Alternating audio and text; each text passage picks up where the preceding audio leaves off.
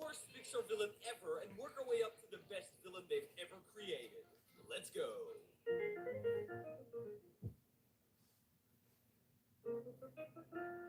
In last place, we have Miles Axelrod from Cars 2. Fossil, as in dead dinosaurs. And we all know what happened to them. Initially, I was gonna try and explain his plan to you, but it makes so little sense to me that I don't even know what's going on anymore. This is a kid's movie. Like, he starts a fuel company, then blows up cars using that fuel, just so people will buy his other fuel instead.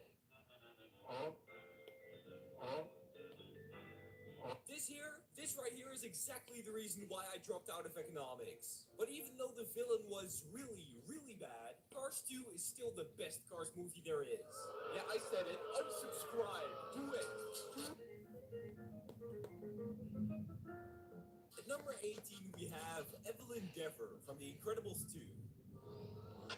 Screen Slayer interrupts this program for an important announcement.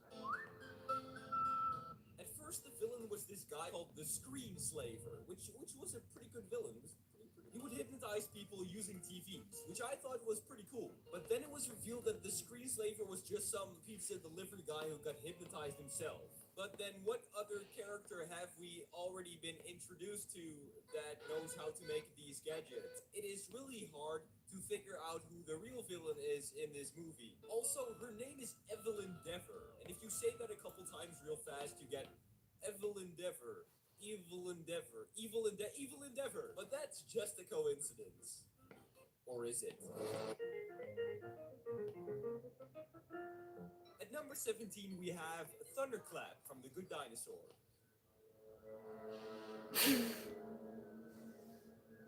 I totally forgot this guy existed. I mean, it's just such a boring villain in a boring movie. I'd rather just watch 10 hours of McDonald's noises. Oh yeah, that's good. I love this. At number 16, we have Zurg from Lightyear. You killed my father. No, Buzz. I am your father. I'm guessing a lot of you haven't actually seen this awful movie, so let me tell you who Zurg is. Zurg is this big robot that chases Buzz around, but he isn't actually the How old real are villain, because the my real villain is the one the first person but who is then actually who's watching inside me? the robot? It is an older version of Buzz. This is the least logical. It could have been anyone. It could have been The Walk for all I know. So I'm just gonna put this villain in this movie where it belongs. Yep, there it goes. Fire in the hole.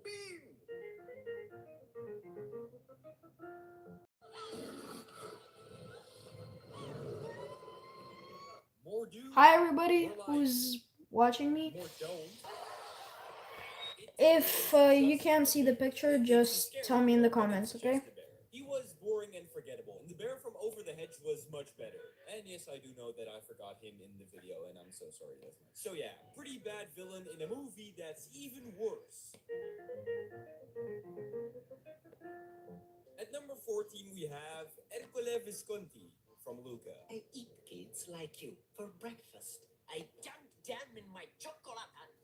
Yup, yup, yup. Even though he wasn't that important in the movie, I still enjoyed his scenes. Because he was an actual threat. He wasn't just some Disney Channel dancing bully. No, he punched Alberto right in the gut, and he was even threatening to spear him. The thing I dislike about him is that we only got to see his bully side, and not his other side.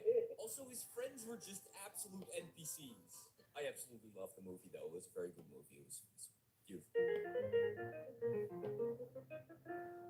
At number 13, we have Johnny Worthington III from Monsters University. Stop it. You want us to stop raising money for charity? That's not cool. This guy ain't... This is a bully done right. He isn't some Disney Channel bully that stuffs your head into the toilet just for the bullied kid to go. First I was afraid. I was petrified. No, he comes up with actual good pranks to piss off Mike and Sully. And his roasts are immaculate. I want you to stop making us look like fools. Hey, you're making yourselves look like fools. After you lose, no one will remember you. Don't take the loss too hard. You never belonged here anyway. At number 12, we have Sid Phillips from Toy Story.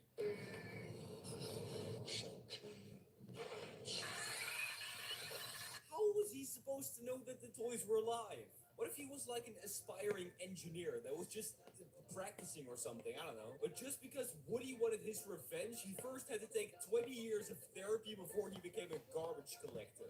There goes his dream of becoming an engineer. Maybe he could have made something great. Like glitter bombs, perhaps?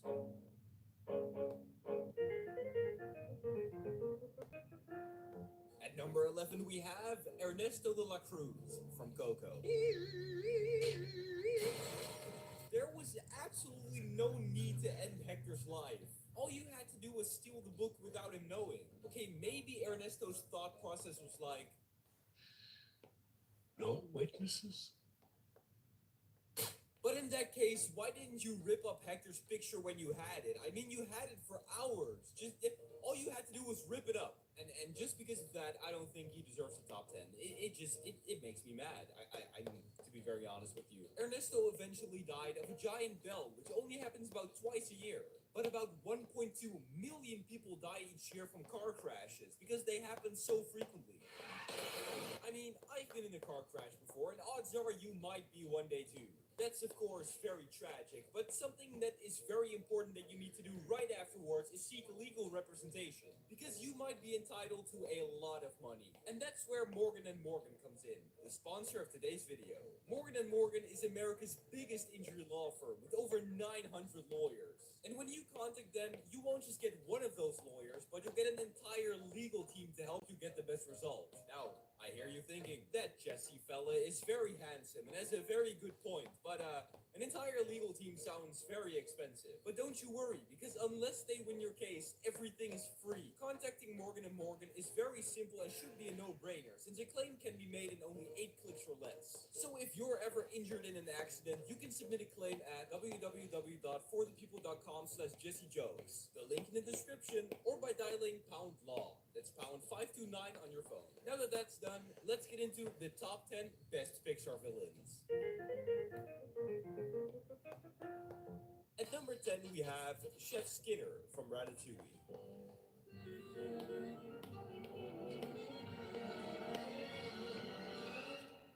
Get my lawyer. I love Chef Skinner. He's just a little French guy with a short temper. But frankly, I admire him because throughout the entire movie, he never backs down, never gives up. By the way, wouldn't it be funny if at the end they revealed that Remy actually didn't exist and that Chef Skinner was just some crazy schizophrenic?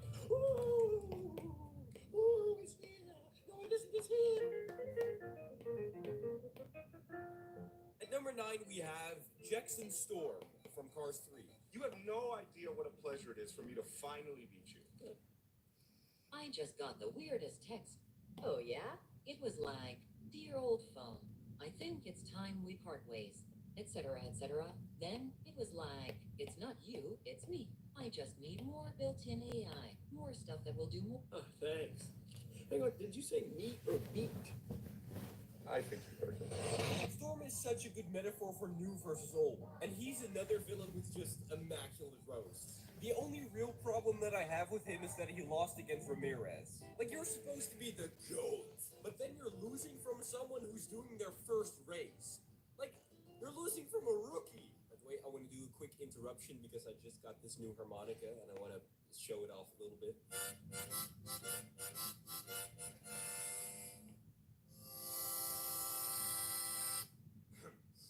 Let us continue. At number 8, we have Autopilot from WALL-E. Captain.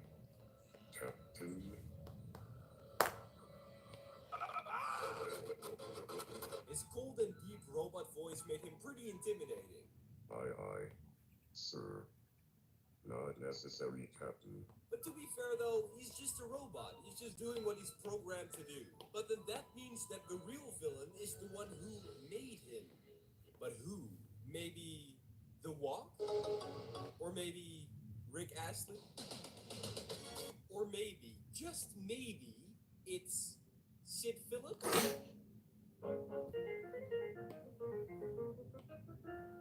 At number 7, we have Stinky Pete from Toy Story 2. Gotcha, idiots! Children destroy toys! You will be ruined, forgotten, spending eternity rotting in some landfill! Stinky Pete started out being pretty nice to Woody, but then more and more his evil side started to show. But I mean, he was right though, because everything he told them happened in the very next movie. But I think it's important that we ask the real question here. Why is Stinky Pete stinky? At number 6, we have Hopper from A Bug's Life. Are you saying I'm stupid? Yes! This is the 15th take. I cannot work like this. I will be in my trailer. I need a break. Hopper was acting very tough and dictator-ish towards the ants, even though he's secretly scared of them, because the ants way outnumbered the grasshoppers. So if they ever were to start an uprising, they would easily win. So Hopper keeps them scared and hungry so they won't do that. Huh. That sounds awfully familiar. At number 5, we have Randall from Monsters, Inc. Which means the scare floor will be painted? It'll be. Randall started out as Mike's nice roommate, but then he became a frat brother. But then he lost the scare games against Mike and Sully, so he started his villain arc. And from that point on, he started pulling a lot of schemes, like the Suckinator 3000. And his invisibility powers really made it seem that he could just be watching at any moment. And we wouldn't notice. We wouldn't see him coming. I should have expected that. Please don't do that again. At number 4, we have Henry J. Waternoose III from Monsters, Inc. I'll silence 1,000 children before I let this company die. Children, child, children, child. James. Henry is a spider crab. No, wait. He is a fancy spider crab. Henry has a company where they get energy from children's screams, and that's obviously the best way to get energy. But the business isn't doing so well, so he asks Randall if he can invent the Suckinator 3000 to get that infinite energy glitch. But then he gets arrested, because the Suckinator 3000's design isn't very human. I do kind of feel bad for him though, because he never wanted to use the Suckinator 3000. He just had to keep his family company alive. Randall did want to use it though, he's just very creepy. He's extremely creepy. At number 3, with the bronze medal, we have Charles Muntz from Up. Du jetzt eine Stimme ab. Wenn ja, dann trägt für mich ein, so wie ich für dich eingetreten. Charles Muntz is a very interesting twist villain, because at the start he wasn't a villain at all. But after he saw Kevin, he switched up real quick. So we better be going. You're not leaving. You don't want to take advantage of your hospitality. Delicious Cherry's Jubilee. Oh, you really must stay. That's it. We have so much more to talk about.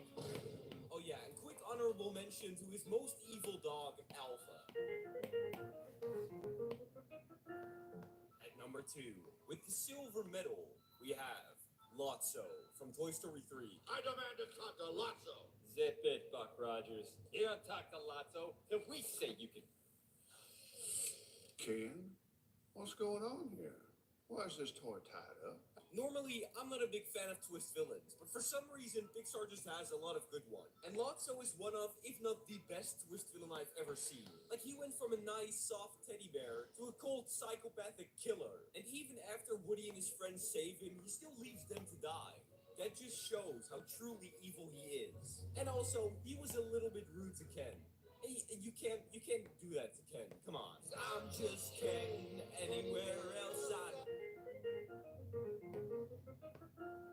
And then, finally, at number 1, with the golden medal, we have the men, the myth, the legend, Syndrome. I'm Syndrome. Your nemesis. I think that this comes as a surprise to absolutely no one, because he's undoubtedly the best villain. Like, he's just the perfect villain. He has the evil lair, the evil gadgets, the evil backstory, and even the evil hair. But I have a theory, because even though Sans is not Ness, maybe, just maybe, Syndrome is Rumpelstiltskin. But hey, that's just a ranking. The missiles are coming. I wonder what that means.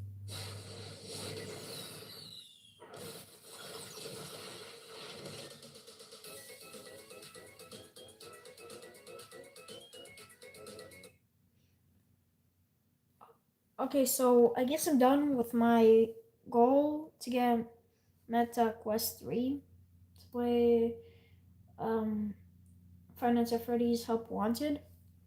So that is basically it. And thank you for the people that actually watched the video for a couple seconds. Still, thank you. Even though they left, still thank you to them. So, bye, everyone.